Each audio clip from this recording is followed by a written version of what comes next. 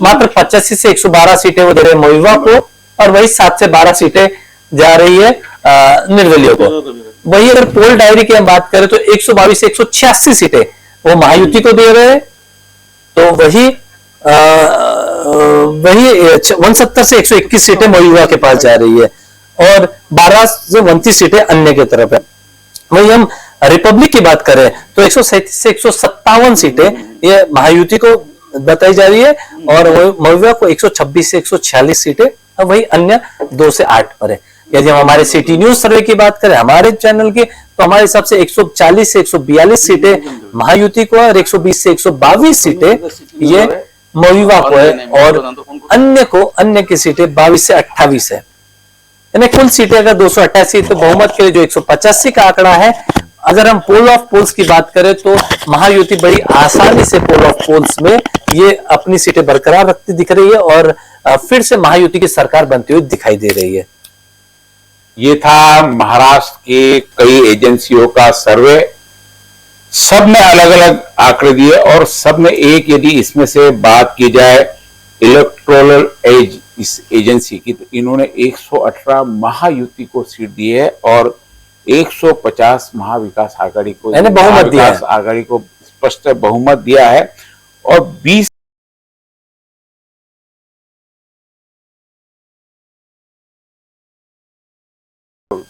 जो कोटा था, इनको पूरा 144 सीट चाहिए, 145 सीट अपने इसके लिए बहुमत के लिए। अब यहाँ पर बात करते हैं हम हमारे अमरावती जिले की। तो अमरावती जिले में जो हमने बताया था कि बीजेपी 3, अपक्ष 2, राष्ट्रवादी 1, उभाटा 1, कांग्रेस 1, राष्ट्रवादी और कांग्रेस -+1 होता है। नहीं भी आ सकती, आ भी सकती, क्योंकि वोटिंग के प्रतिशत अभी तक पूरे नहीं आए हैं। कई जगह वोटिंग अभी भी चल रही, तो वोटिंग जब तक पूरे नहीं आ जाती, थोड़ा सा जो अनुमान लगाना है वो थोड़ा सा कठिन हो जाता है। ये भी जो सारे आंकड़े अभी आए हुए हैं, ये पूर्व पोल, जो पोलिंग होने के पहले के जो आंकड़े, जितने भी सर्वे एजेंसी के आपको आंकड़े दिख रहे हैं, पोल होने के पहले, अब कल से पुनः वापस एक बार और पोल, क्योंकि आज हमने देखा कि बहुत सारी बातें यहाँ पे बदल गई। लाडली बहन योजना का भी इफेक्ट पड़ा, तो योगी की सभा बटेंगे तो कटेंगे, इसका भी फर्क मतदाता पर पड़ता हुआ दिखाई दे रहा। अब इन सारी चीजों को देखते हुए कई सारे प्रिडिक्शंस जो पहले होते थे कि ऐसा नहीं ऐसा होगा, ऐसा नहीं ऐसा होगा, सब चीजें बदलते हुए नजर आ रही है। पूरा जो प्रिडिक्शन आना है बाकी एजेंसियों का भी शायद हो सकता है कल तक अपने बहुत सारे विचार बदल दे। अभी सभी एजेंसियां, जितनी भी सर्वे एजेंसी है, हरियाणा चुनाव के बाद में सबकी विचारधारा बदल गई, विचारधारा नहीं, विचार बदल गए, और सभी ने करीब करीब यहाँ पर महायुति को सरकार बनाते हुए दिखाई, क्योंकि सरकार बनाने के मात्र 2 दिन है। 23 तारीख को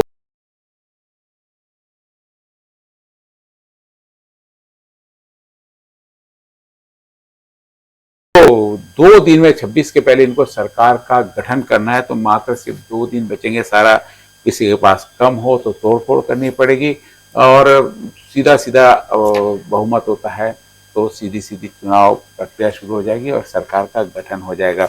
बात हमारी चल रही थी, हमने पिछली बार आपको बताया कि किस प्रकार बढ़ने अमरावती, अचलपुर, दरियापुर, इन चीजों पर हमने चर्चा की थी। अभी तीवसा पे ये चर्चा शायद अपने कर ली। हाँ, तीवसा के जो मतदान का प्रतिशत बढ़ा है, मतदान कम था, इसलिए उस समय अब मतदान बढ़ रहा है, तो यहाँ पर दोनों में वापस मुझे लगा था संघर्षपूर्ण वातावरण तीवसा में, क्योंकि यहाँ पे कोई भी वोट कटवा लोग नहीं है। यहाँ सीधे सीधे आमने सामने कांग्रेस और सीधी सीधी बीजेपी के 2 राष्ट्रीय पार्टियों की लड़ाई है।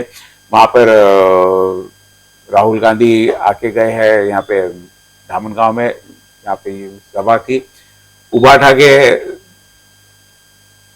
उद्धव ठाकरे आके गए, मल्लिकार्जुन खड़गे ने उनके लिए सभाएं ली है, यशोमती के लिए यहाँ पे आ गए कांग्रेस के। वहीं इसके लिए राजेश वानखेड़े के लिए योगी आदित्य, यानी महाराष्ट्र की सबसे बड़ी सभा ही योगी आदित्यनाथ की तीवसा में हुई थी। कहीं तो भी जब सभाएं लेते हैं तो लोगों को प्रमोट करने के लिए, तो कहीं तो भी स्थिति कमजोर दिखती है तो पहले सभा होगी राजेश वानखेड़े की, बाद में 3 सभाएं इनके लिए भी है। तो लोगों का मतों का विभाजन जो होना चाहिए, मतों का यहाँ विभाजन नहीं है, यहाँ सीधी सीधी आमने सामने लड़ाई है। अब लोकसभा के समय की भी बात करते हैं, हालांकि लोकसभा के समय की आवश्यकता है, अभी की आवश्यकता है बहुत अलग है। जब हमने यशोमती ताई से भी पूछा कि क्या लोकसभा की जो वोट स्थिति है वो कायम रहेंगी, तो उन्होंने स्पष्ट कहा था कि दोनों की आवश्यकता, दोनों की जरूरत, दोनों को कहाँ भेजना है, दोनों में फर्क होता है। तो सब अपने अपने नजर से सोचते हैं।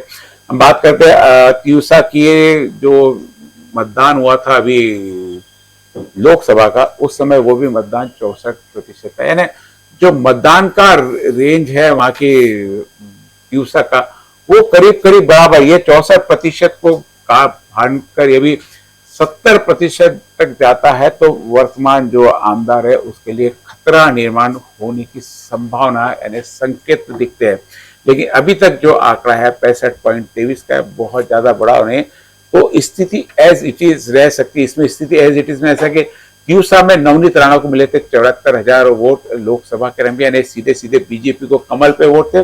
बलवंत वानकर को थे 87,000, ये भी कमल के वोट थे। उसके बाद में प्रहार 20,962 वोट, ये बीजेपी के कतई नहीं होते, बीजेपी विरोधी वोट थे उस समय भी, क्योंकि नवनीत राणा के खिलाफ इन्होंने डंका ठोका था। और आनंद राज अंबेडकर थे, ये भी कांग्रेस के समर्थन में वोट होते हैं। और अन्य जो 5,000 वोट थे, इस प्रकार यदि कोटा देखा जाए तो 79,000 का, वहां पे 80,000 का लोकसभा के बाद का कोटा है। और वोट उस समय 2 लाख क्या जो हुए थे, 1,82,000 वोट हुए थे वहां पे। 11,000 वोट मिले थे तिवसा में दिनेश गुप्त को। 74,000, मैंने कुछ आंकड़े शायद आपको गलत बता दिए, 74,000 नवनीत राणा को थे, 85,000 वानखेड़े थे। तो 11,000 वोटों का फर्क कांग्रेस में बीजेपी में सीधा था। और दिनेश गुप्त के 11,000 यानी 22,000 वोट बीजेपी को वहां पर कम था। यदि ये स्थिति कायम रहती है, ये स्थिति चलती है, तो वहां पे कांग्रेस की स्थिति मजबूत देखी। लेकिन योगी की भी सभा हुई, स्थानीय व्यक्ति बदला है, पहले नवनीत राणा को बाहर थे, वो अमरावती की थी, अभी स्थानीय है, लोकल है। तो हो सकता है कि वोटों में थोड़ा बहुत कम हो, लेकिन बहुत ज्यादा फर्क मुझे नहीं लगता कि तीसरा के मतदान में अभी आएगा। क्या लगता है संजय जी, जो अभी तीसरा में वोट हुआ 64% लोकसभा में भी वोट था, यदि पिछले बार की भी बात करते हैं इनके अपन तीसरा मतदार संघ की विधानसभा के जो आंकड़े थे, पिछली बार भी यशोमती ठाकुर को 76,000 वोट मिले थे। और राजेश वानखड़े जो शिवसेना थे उस समय, अब शिवसेना यशोमती के साथ में है, जिस शिवसेना से राजेश वानखड़े मिले थे। तो 65 11,000 का फर्क उस समय भी था, 11,000 का फर्क लोकसभा में था। क्या 11,000 की जीत का फर्क यशोमती ताई टिका के रखेगी, क्या लगता है? कसं आहे, यशोमती ताई या राज्याच्या काँग्रेस पक्षाच्या नेत्या आहे, माजी मंत्री आहे. खऱ्या अर्थानं अमरावती जिल्ह्याची जी लिडरशिप आहे ही सुद्धा काँग्रेस पक्षाची म्हणजे त्याच त्या खऱ्या अर्थाने नेते. आणि खऱ्या अर्थानं यशोमती ताईंचं 5 वर्ष जे राज्याच्या राजकारणामध्ये जे हायवोल्ट वेळ राहिला आणि जिल्ह्याच्या राजकारणामध्ये सुद्धा त्यांचं महिला बाल कल्याणच्या त्या मंत्री असताना अतिशय चांगली कारकीर्द त्यांची राहिली. ते महिला बाल कल्याणच्या राज्याच्या कॅबिनेट मंत्री होते. आणि समजा हे जे समीकरण बदललं नसतं, म्हणजे शिंदे गट जर या शिवसेनेपासून वेगळा झाला नसता, तर सतत 5 वर्ष काँग्रेस पक्षाची म्हणजे सत्ता त्या ठिकाणी आपल्या सरकार त्या ठिकाणी राहिलं असतं. परंतु आता आपण जे पाहिलं तिवसा मतदारसंघामध्ये आपण पाहताय की त्या ठिकाणी तिथून अगदी 40-50 किलोमीटरच्या अंतरावर राहुल गांधींची सुद्धा सभा झाली धामणगावमध्ये. अखिल भारतीय काँग्रेस कमिटीचे अध्यक्ष खरगे साहेब त्या ठिकाणी येऊन गेले आणि यशोमती ताईंचं सुद्धा त्या ठिकाणी एक चांगलं काम राहिलेलं आहे. आपण लोकसभेमध्ये निवडणुकामध्ये सुद्धा आपण असं पाहिलं की 11,000 मतांनी मताधिक्याने त्या ठिकाणी बळवंत वानखडे त्यांनी त्या मतदारसंघामध्ये आघाडी होतं. लोकसभेमध्ये जे खऱ्या अर्थानं जे मतदान होतं ते मतदान त्या त्या जिल्ह्याच्या त्या त्या मतदारसंघाच्या आमदाराकडे पण मतदान होतं. जे आपण पाहता की जसं आपण बंजारामध्ये पाहिलं तर बंजारामध्ये रवी राणांच्या मतदारसंघामध्ये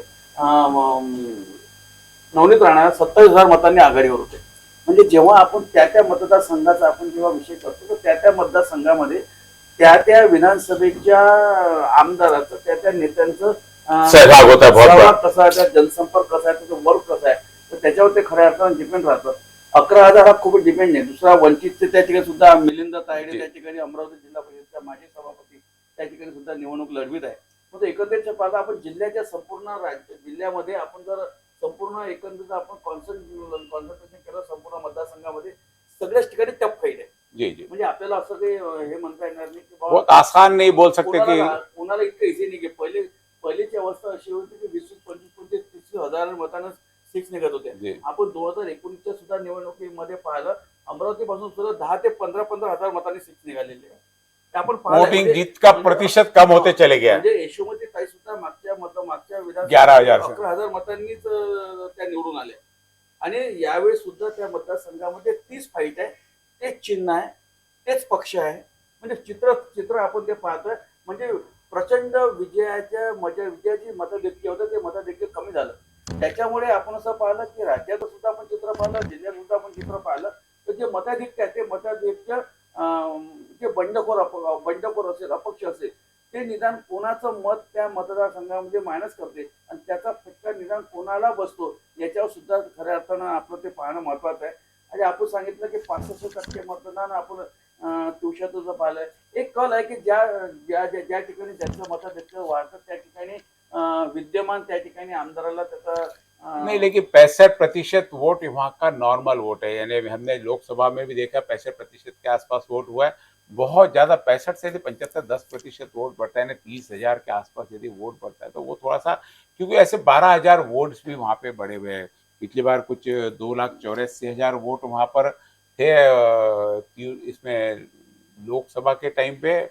और अभी जो तिवसा में, यदि आपको मैं इसमें आंकड़े बता दूं, तिवसा के वोट अभी जो वोट है 2,96,000 है.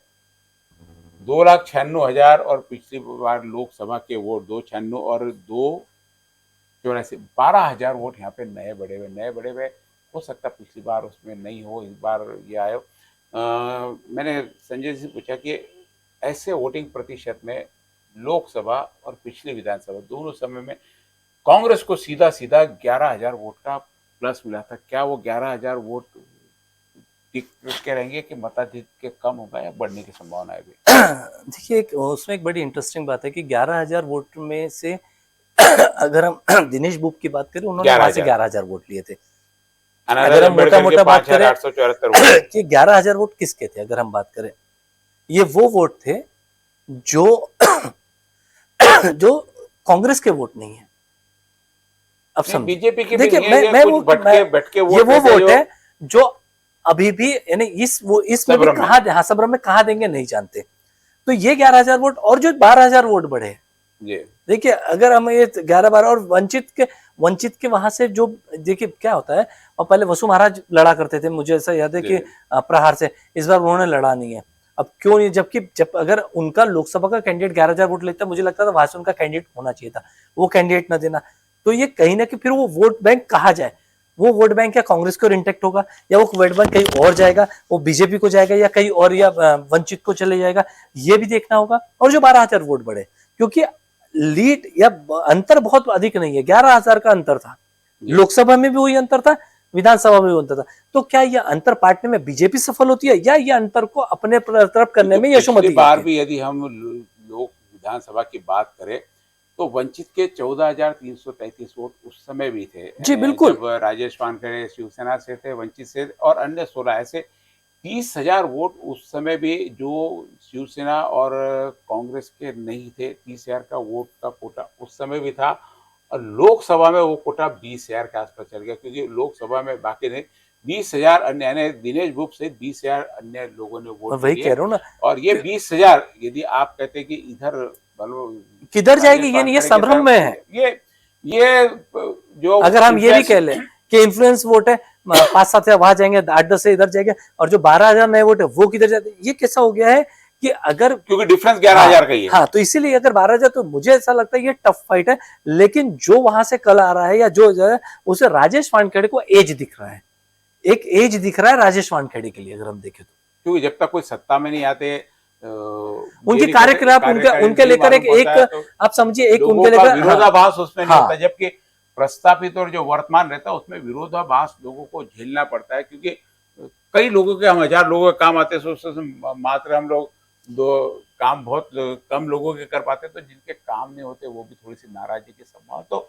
जो भी जहाँ पे भी, जैसे हमने पिछले बार भी देखा कि नवनीत राणा का बहुत विरोध था, अभी बडनेरा में रवि राणा का विरोध है, तो वहीं बच्चू कडू का अचलपुर मतदार संघ में विरोध है।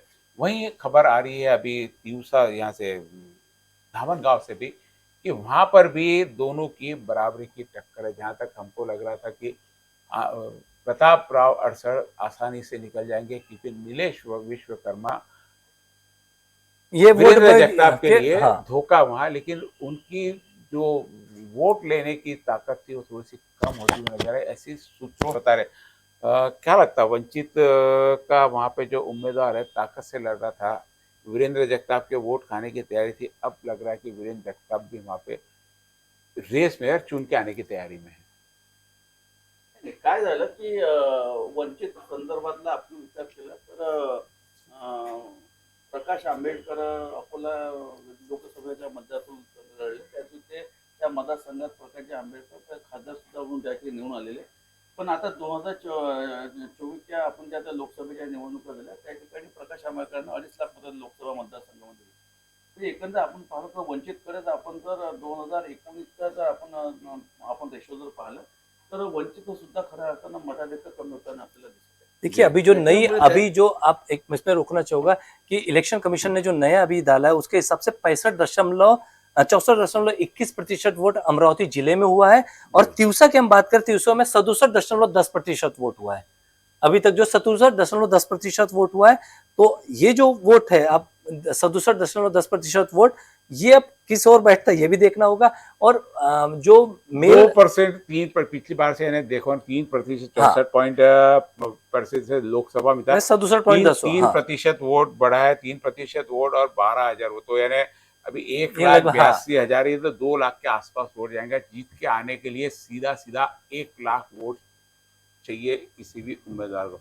अब 1 लाख वोट लेने में कौन सक्षम होता है, अब ये तो 23 तारीख को ही सारी चीजें में, तो अभी एक अनुमान लगा सकते हैं कि बढ़ा हुआ वोट जो है 67% बढ़ा, वो जो प्रस्तावित होता है उसके खिलाफ में जाता, दूसरे की तरफ जाता। 3% वोट बढ़ा, 3% वोट की भी बात करें तो हम 3 लाख के करीब 10,000 वोट इसमें से बढ़ गए हैं, और ये 10,000 नए वोट कहाँ जाएंगे ये तो अब समय बताएगा। अभी तो पूर्वानुमान लगा था, हम बात कर रहे थे अभी धामन गांव की, धामन गांव में बहुत स्पष्ट दिख रही थी कि प्रताप राव अड़सड़ चुन के आ रहे, क्योंकि वीरेंद्र जगताप को नुकसान पहुंचा रहे थे नीलेश विश्वकर्मा, लेकिन अब खबरें आ रही है कि प्रताप अड़सड़ और उनमें कांटे की टक्कर है। सट्टा बाजार की भी बात करें तो दोनों के 90 पैसे के भाव वीरेंद्र जगताप के और धामनगांव रेलवे में 67.21% वोट जो अभी अभी नया बिल्कुल आंकड़ा आया हुआ है उसमें 67.21% वोट धामनगांव रेलवे में बताए जा रहे हैं। जो हमारे पास अभी शायद 61% और ये जो 6-7% का वोट बढ़ा है ये है कि ये धामनगांव रेलवे में 67.21% वोट अब तक हो चुके हैं। इसमें शायद और कुछ बदलाव हो सकते हैं, क्योंकि हमने पिछले लोकसभा में भी देखा कि लोकसभा में भी करीब 14,000 का डिफरेंस था, 14,000 वोट ज्यादा थे राष्ट्रवादी से जो खड़े थे अमर काड़े उनको, और बीजेपी का वहाँ 77,410 वोट ही थे, जबकि राष्ट्रवादी को वहाँ पे 91,633 वोट थे। तो वहाँ पे कांग्रेस की बाजी यहाँ पर मजबूत होती, यदि हम लोकसभा की बात से करें तो मजबूत होते हुए दिख रही है, क्योंकि उस समय वंचित उसमें नहीं था, सीधी सीधी लड़ाई थी। वंचित को बता रहे कि इस बार पिछले बार से कम वोट मिलने की संभावना, इसलिए यहाँ पे धामन गांव में ऐसी स्थिति बन रही है।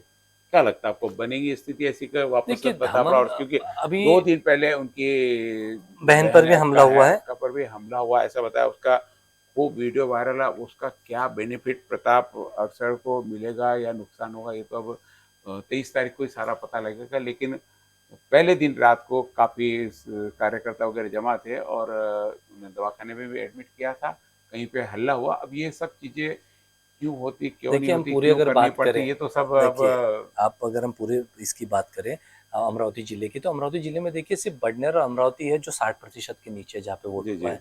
और बाकी सब में अगर देखिए कई जगह, 3 जगह तो 70% के ऊपर है।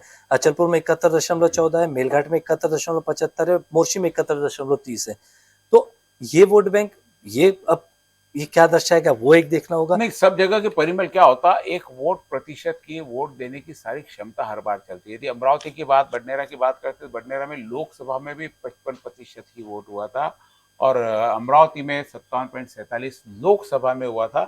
तो लोकसभा के हिसाब से वोटिंग एक लोगों का पैटर्न बनाओ कितने, और उस वो चीज कंटिन्यू, यदि उससे कम होता था वोट या उससे बहुत ज्यादा होता था तो हम तो देखिए ना, वर्तमान पे आपने कहा फर्क कि कर सकते हैं। 57 हुआ था। लोकसभा के बाद लगभग 14 या 20 हजार वोट की संख्या बढ़ी है, जी, और जी। उसमें 2% वोट कम होना, आप वो नहीं, समझिए। 30,000 वोट बढ़े, 74 हो जाए, तीस हाँ, हजार वोट। 30 हजार वोट नहीं तो क्या। 30,000 वोट का भी 57% उसमें जी आएगा वही ना। मैं कह रहा हूँ। तो लोग जो या वोट जो है 30 हजार जो नए वोट बने जी, वो वोट देने के इच्छुक, यानी जी, ये समझ में आ रहा है या फिर पुराने वोटरों ने अपना मन नहीं बनाया, क्योंकि जी। ये लगभग 56 वोट होना कोई बहुत यानी अच्छी, यानी मुझे लगता है स्वस्थ लोकतंत्र के लिए कम ये है। लेकिन बाकी अगर देखा जाए तो बाकी जगह पे बहुत अच्छा, और बडनेरा में बड़ा ही ये है कि मात्र कितना बडनेरा, बताया अब अपने अमरावती का 57 नहीं 55.98 55 98, अभी क्योंकि जो ये हुआ है। भी वोट जो है ये पिछले बार से भी कम वोट हुआ है। जी लोकसभा में तो भी 57% वोट था इनका। मैं वही अभी कह रहा हूँ। अभी हाँ, उतना तो भी कायम रहना चाहिए लोगों की, क्योंकि हम भी जब इधर गए थे कई जगह घूमने तो लोगों में वो उत्साह नहीं दिखा वोटिंग का। उन्होंने कहा कि नहीं, हम जो वोट करेंगे, जो उत्साह लोकसभा में के समय में हमने देखा था वैसा उत्साह यहाँ पे अभी नहीं है, जिसके कारण भी एक तो मैंने कहा पहले भी आपसे, कल भी चर्चा में कहा था कि मैं अपने यहाँ वोटिंग कम होगा। वोटिंग कम के कारण बताया कि शादियाँ शहर में बहुत ज़्यादा है, लोग अक्सर छुट्टी मनाने चले जाते हैं। एक दिन की छुट्टी है तो, हालांकि कई जगह आज बाजार बंद था, लेकिन उसके बावजूद लोगों में उत्साह की कमी दिखी है। तो हमने जाते हुए भी देखा यहाँ पे टोटल 2,09,000 वोट होने की संभावना, यहाँ पे 2,09,000 वोट होंगे, जो पिछली बार से करीब करीब 10,000 ही वोट ज्यादा है। 1,99,000 थे, अब 2,09,000 है। 10,000 वोट जो 3% बढ़े, उसका प्रतिशत 2 लाख में। अब यहाँ पे बात करते हैं अमरावती की, तो यहाँ पे चौरंगी लड़त बताई जा सकती है। आपने भी प्रतिशत दिखा है, हम बात कर रहे थे अचलपुर ये हालांकि पहले हो गया था, अभी वोटर्स ज्यादा आए हुए हैं। माचिस यहाँ पे चली है, केतली चली है, पंजा चला है और घड़ी डाक चली घड़ी है। चली है। ये अमरावती की है, 2,09,000 के आसपास वोट है। एक एग्जैक्टली आंकड़ा थोड़ी देर में आ जाएगा। हम बात कर रहे थे दरिया यहाँ के दामन गांव की, जहाँ पर दोनों में अटी तटी की लड़ाई है। बीजेपी मोर्चे मोर्चे मतदार संघ थोड़ा सा हम लोगों के लिए, स्टडी के लिए थोड़ा सा और पड़ जाता है, लेकिन वहाँ पे बीजेपी की मेहनत काफी रही। अनिल बोंडे वहाँ से आमदार, पिछली बार मंत्री रहे हुए आमदार, अभी अपक्ष के पास चले गया था, देवेंद्र भुयार के पास था। पुनः भाजपा ने वहाँ पे अपनी बाजी जमाने की कोशिश की। भाजपा के वहाँ से अच्छे संकेत आने की संभावना हमें दिख रही है, क्योंकि भाजपा का जो बागी था देवेंद्र भुयार, जिन्होंने मैत्रीपूर्ण लड़त लड़ी है, बहुत ज्यादा वहाँ पे असर नहीं कर पाए। वहीं ठाकरे, इनके कांग्रेस के बागी, कांग्रेस के नरेश ठाकरे, कांग्रेस के विक्रम ठाकरे, और उनके उम्मीदवार राष्ट्रवादी के, उनके बाद अभी कराड़े। कराड़े, गिरीश कराड। गिरीश कराड़े, उनके वोट जरूर वहां पे बढ़ते नजर है। हालांकि गिरीश कराड़े के पीछे वहां पे हर्षवर्धन देशमुख, जो वहां के पूरे मोर्ची के चाणक्य माने जाते, वो उनके पीछे थे। लेकिन वोट कटने की नीति में शायद कहीं तो भी वे कमजोर पड़ गए। मोर्शी में भी वहां पे सीट, आपको क्या लगता है मोर्शी में भाजपा की सीट में कोई शक है आप दोनों को?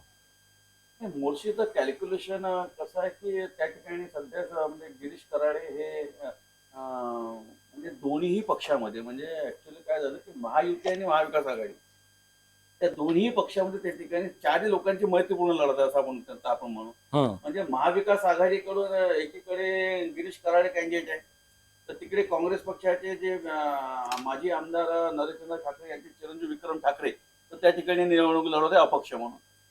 आपण महायुतीमध्ये पाहिलं तर महायुतीकडून त्या ठिकाणी उमेदवार आहे आपले यावलकरजी जी, आणि त्या ठिकाणी देवेंद्र भुयार हे जी, मैत्रीपूर्ण लड़त में अजित पवार राष्ट्रवादी। त्या ठिकाणी यानी भाजपा के दोनों दो महायुति के उमेदवार है वहां पे म्हणजे महायुतीचे 2 उमेदवार आणि महाविकास आघाडीचे 2 उमेदवार. जी आणि त्या ठिकाणी जी लढती आपण पाहतोय तर लढतीमध्ये देवेंद्र भुयार विद्यमान आमदार आहे. यावलकर त्या ठिकाणी भारतीय जनता पार्टीचे कॅन्डिडेट आहे, म्हणजे त्यांना अनिल बोंडे साहेबांचा त्यांना पूर्ण सपोर्ट आहे. दुसरीकडे विक्रम ठाकरे जे कॅन्डिडेट आहे, विक्रम ठाकरे हे आता नरेंद्र ठाकरेंचे चिरंजीव आहे. गिरीश कराडे हे सुद्धा अमरावती जिल्हा परिषदचे सभापती राहिलेले आहे.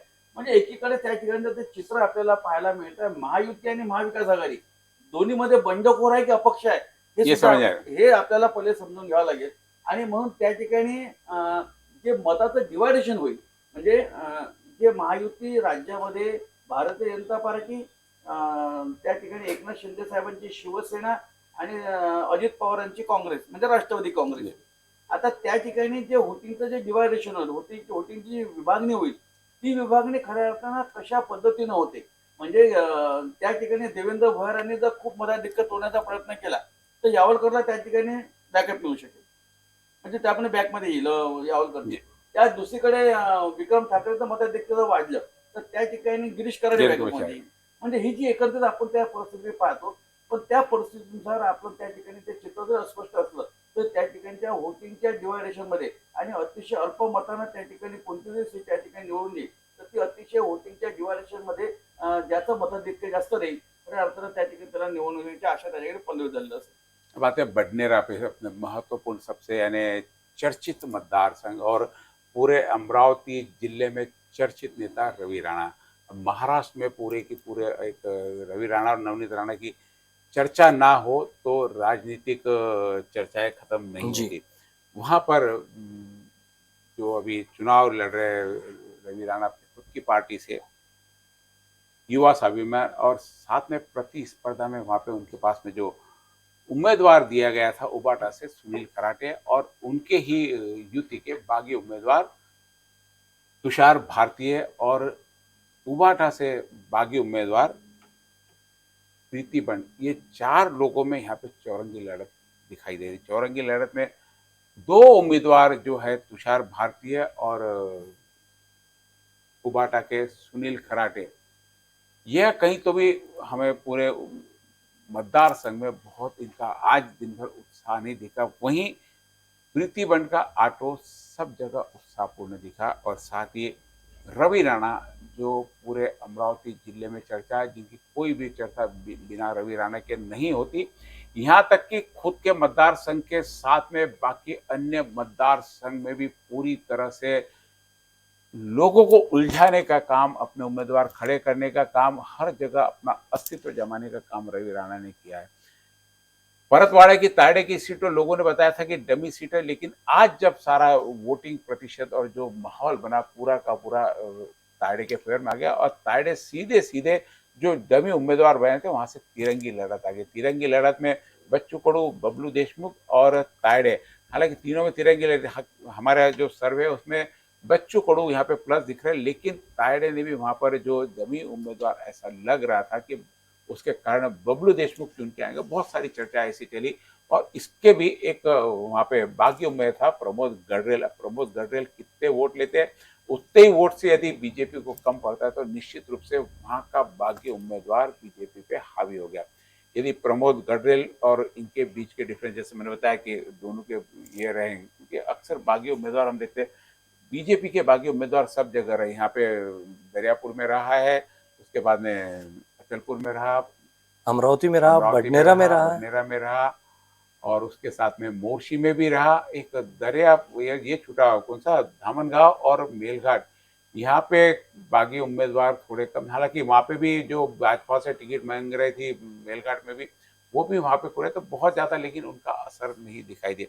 अब क्या लगता है बडनेरा में रवि राणा किस प्रकार आ सकता है और कौन से कारण उनके हार के बने, हम दोनों इस पर चर्चा करेंगे. और इस चर्चा के बाद में करीब करीब हमारे एक थोड़ा सा मेलघाट करेंगे. मेलघाट में सीधी सीधी वहां से केवल राम काड़े की जो रिपोर्ट आ रही है निकल के आने, क्योंकि राजकुमार पटेल जो पहले प्रहार से थे, प्रहार के बाद में वापस एकनाथ शिंदे के पास में गए, एकनाथ शिंदे से वापस प्रहार में आ गए, तो ये आना जाना उसमें ही डिस्टर्ब रहे. तो मतदाताओं से वो बहुत ज्यादा संपर्क में नहीं रहे. हालांकि 20 साल से लगातार मतदार संघ में घूम रहे, एक एक गली और एक एक गांव उनको मालूम है उनका फायदा उन्हें मिल सकता था, लेकिन बहुत सारे रवि राणा ने भी उन पर बहुत सारे भ्रष्टाचार के आरोप लगाए, 150 करोड़ का भ्रष्टाचार हुआ, ये सारी चीजें। फिर 2 दिन पहले एक आदिवासी को मारने का मामला है। इन सारी चीजों में देखते हुए वो काफी पिछड़ते हुए नजर आए।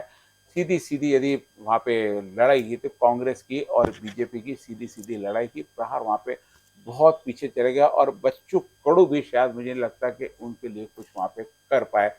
केवल राम काड़े की वहां पे यहाँ पे बढ़त दिखाई दे रही। क्या लगता है मेलघाट की आपको, और दोनों को मेलघाट में केवल तर राम मी काड़े मेळघाटमध्ये तर मी असं पाहिलं की निवडणूक संपल्याबरोबर त्या ठिकाणी भारतीय जनता पार्टीच्या कार्यकर्त्यांनी जल्लोष भी केवळराम केला. काळेकरचा जल्लोष केला आणि फटाके.